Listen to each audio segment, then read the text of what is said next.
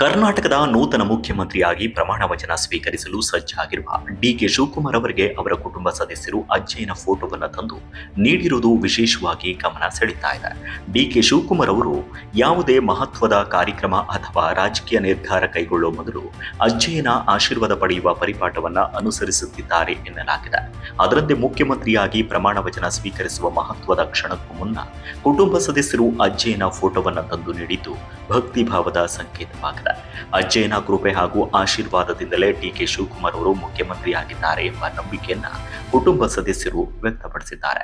ರಾಜಕೀಯ ಜೀವನದ ಹಲವು ಮಹತ್ವದ ಘಟ್ಟಗಳಲ್ಲಿ ಅಜ್ಜಯ್ಯನ ಸ್ಮರಣೆ ಹಾಗೂ ಆಶೀರ್ವಾದವನ್ನ ಪಡೆದು ಮುಂದುವರೆದಿರುವ ಡಿಕೆ ಶಿವಕುಮಾರ್ ಅವರು ಇದೀಗ ರಾಜ್ಯದ ಅತ್ಯುನ್ನತ ಹುದ್ದೆಯನ್ನು ಅಲಂಕರಿಸಲು ಸಜ್ಜಾಗಿದ್ದಾರೆ.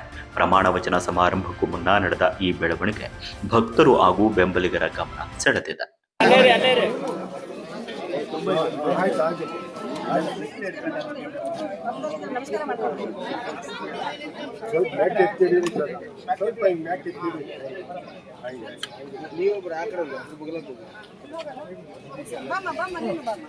ತಿರುಪತಿಯಿಂದ ಹೋಗಿ ತಗೊಂಡ್ಬಂದಿದ್ದಾರೆ.